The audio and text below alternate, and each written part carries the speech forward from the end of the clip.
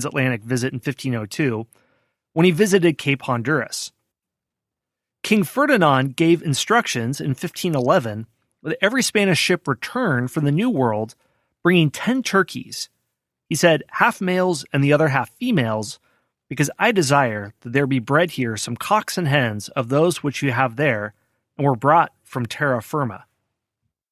The spread of the turkey around Europe quickly followed its introduction into Spain. William Strickland of East Yorkshire is said to be one of the first to introduce the turkey to England in the 1520s after a visit to the New World with John Cabot. He was apparently given a grant of arms, a family crest, that sported a turkey bird in its proper pride. According to Thomas Tusser's 1570 500 Points of Good Husbandry, turkey meat was now part of England's Christmas celebrations, at least for the well-off. Farmers from Norfolk would drive their turkey flocks to market in London on foot, about 80 miles distance, reportedly creating traffic jams on the street of the English capital. By 1541, eating turkey was so popular that when Thomas Cranmer, the Church of England's Archbishop, introduced a law to restrict the consumption of meat dishes by his underlings, turkey was first on the list. He said, of the greater fishes or fowls, there should be but one in a dish, such as crane, swan, turkey-cock, hadcock, pike, or tench. In Italy, the Venetian Senate passed similar laws, and turkey was outlawed, along with pigeon.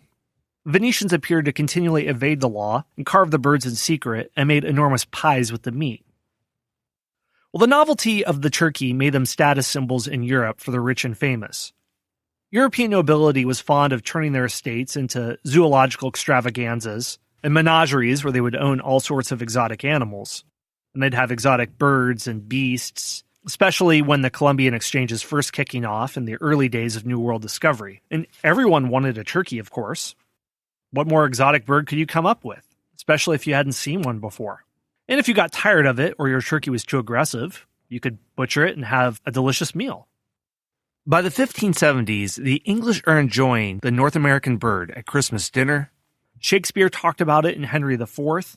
And if we jump forward a couple centuries, Charles Dickens is talking about turkey with gravy in A Christmas Carol. Once Lincoln declared Thanksgiving a national holiday in the United States in 1863, turkey had become a staple of Christmas dinner and quickly became a Thanksgiving treat as well.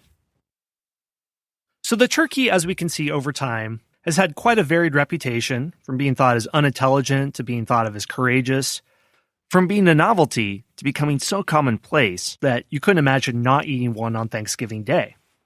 But it's also had a confusing history.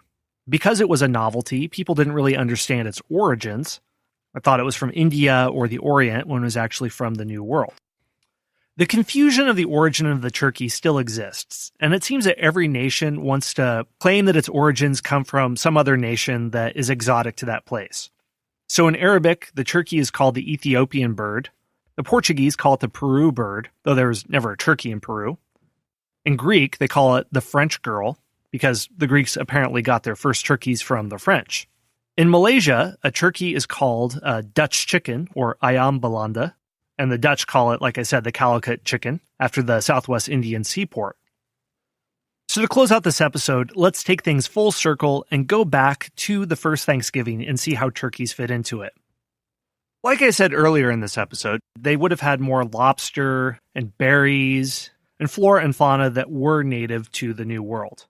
But when the Pilgrims disembarked from the Mayflower in 1620, along with the livestock they brought with them from England, that included some domesticated turkeys they brought with them from England. When they stepped off the ship and they saw some of the wild fowl in the New World, they realized that their turkeys on board the Mayflower had come full circle. The native birds they saw in the New World were distant cousins of their own domestic turkeys they may have brought with them. Of all the famous stories of the Pilgrim Fathers, the most famous is that of their Thanksgiving dinner. Just about every American knows a story, but there's no evidence that turkey was on the menu with the first feast. Colonist Edward Winslow wrote, "Our harvest being gotten in, our governor set 4 men on fowling, that so we might after a special manner rejoice together, after we had gathered the fruits of our labors.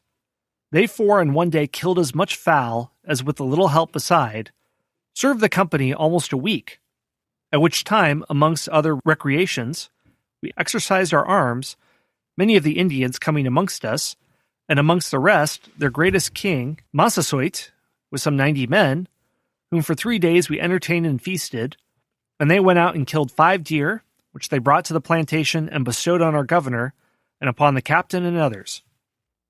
So there's no mention of turkeys, except in an account written years later by the governor, William Bradford, who doesn't make a specific connection between the turkey and the 1621 festivities.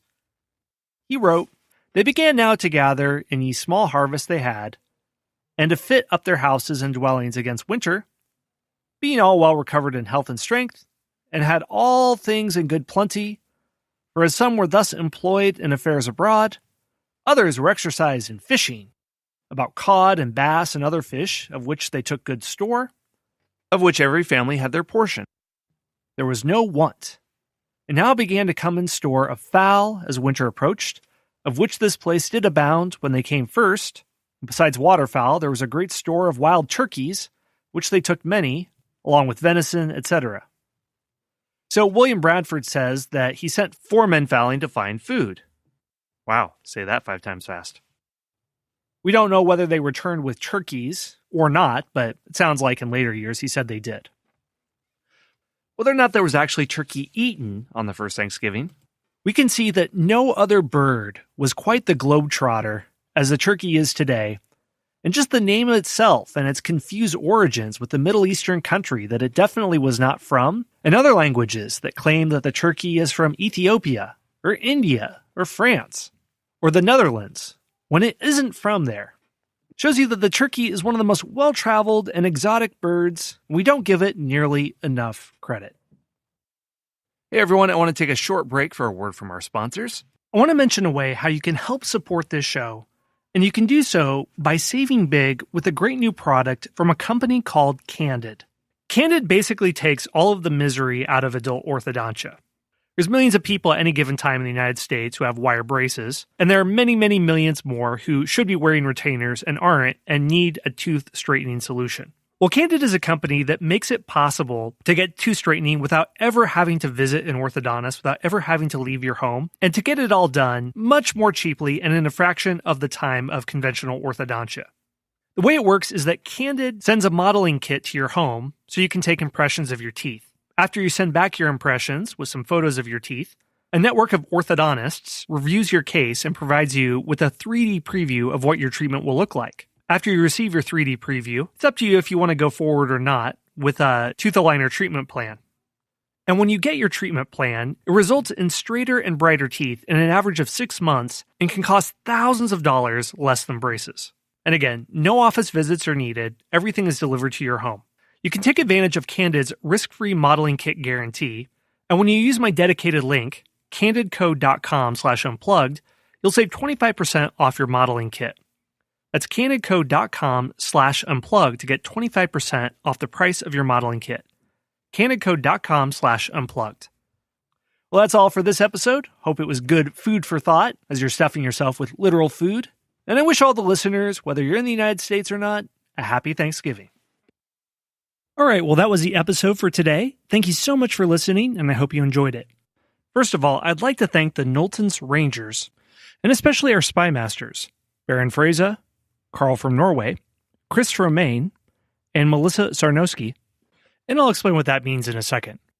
If you want to support the show and help me keep producing this content, there are 4 easy ways for you to do it. 1. Subscribe to the show and leave us a review on Apple Podcasts. If you want to do that, you can go to historyunpluggedpodcast.com and there you'll find instructions. 2. Join our Facebook group, which you can find if you just search for History Unplugged. And please like and share posts that I put up about new episodes. 3. Submit a question to me so that I can answer it on air. You can email me at info@historyonthenet.com or leave a voicemail. And again, go to historyunpluggedpodcast.com and you'll find instructions. Lastly, and I think this one is the best, is to become one of the Knowlton's Rangers. The Knowlton's Rangers were an elite reconnaissance and espionage detachment of the Continental Army in the Revolutionary War, but it's also the name of the History Unplugged membership program. Learn how to join by going to patreon.com/unplugged. So here's what you get if you become one of the Knowlton's Rangers. If you join at the level of Scout, you can get early access to new podcast episodes, along with enjoying absolutely every single episode of the History Unplugged podcast ad-free.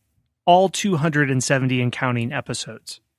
If you join at the level of Intelligence Officer, you can also get access to premium episodes, like a multi-part series on the life of Audie Murphy, the most decorated combat soldier in World War II, or the 10-part series Ottoman Lives, a series that looks at the cast of characters that made up the Ottoman Empire, such as the Sultan, the Eunuch, the harem servant girl, and the soldier.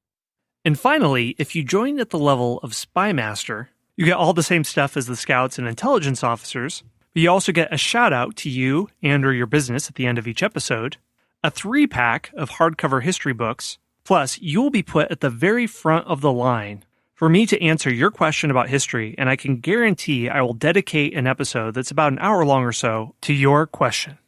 Sign up at patreon.com/unplugged.